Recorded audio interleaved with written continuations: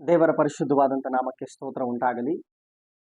ಅಪೊಸ್ತಲ ಕೃತ್ಯಗಳು 9ನೇ ಅಧ್ಯಾಯದಲ್ಲಿ ಸೌಲನು ಸಭೆಗೆ ವಿರುದ್ಧವಾಗಿ, ದೇವರ ಮಕ್ಕಳಿಗೆ ವಿರುದ್ಧವಾಗಿ ಒಂದು ಅಧಿಕಾರದ ಪತ್ರವನ್ನು ಹಿಡಿದವನಾಗಿ ದೇವರ ಶಿಷ್ಯರನ್ನ ಹಿಂಸಿಸಬೇಕು, ದೇವರ ಮಕ್ಕಳನ್ನು ಹಿಂಸಿಸಬೇಕು, ಸಭೆಗಳನ್ನು ಹಾಳು ಮಾಡಬೇಕೆಂಬುದಾಗಿ ಒಂದು ಅಧಿಕಾರದ ಪತ್ರದೊಡನೆ ದಮಸ್ಕ ಪಟ್ಟಣದ ಹತ್ತಿರ ಬರುವಂತ ಸಂದರ್ಭದಲ್ಲಿ ದೇವರು ಸೌಲನನ್ನ ದಮಸ್ಕ ಪಟ್ಟಣದ ಹತ್ತಿರ ದರ್ಶಿಸ್ತಾರೆ.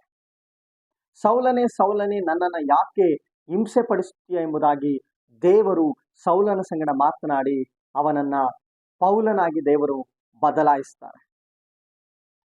ಯಾವ ವ್ಯಕ್ತಿ ಒಂದು ಪತ್ರವನ್ನ ಹಿಡಿದು ದೇವರ ಮಕ್ಕಳನ್ನ ಹಿಂಸಿಸಬೇಕು, ದೇವರ ಸಭೆಗಳನ್ನ ಹಾಳು ಮಾಡಬೇಕೆಂಬುದಾಗಿ ಬರ್ತಿದ್ನೋ ಆ ವ್ಯಕ್ತಿಯ ಕೈಯಲ್ಲಿ ದೇವರು 13 ಪತ್ರಿಕೆಗಳನ್ನ ಬರೆಸಿ ಅದೇ ಸಭೆಗಳನ್ನ ಬಲಪಡಿಸುವುದಕ್ಕೆ, ಅದೇ ವ್ಯಕ್ತಿಗಳನ್ನ ಬಲಪಡಿಸುವುದಕ್ಕೆ ದೇವರು ಒಂದು ಸಾಧನವಾಗಿ ಮಾರ್ಪಡಿಸಿದ್ರು. ದೇವರಿಗೆ ಅಸಾಧ್ಯವಾದಂಥದ್ದು ಯಾವುದೂ ಇಲ್ಲ.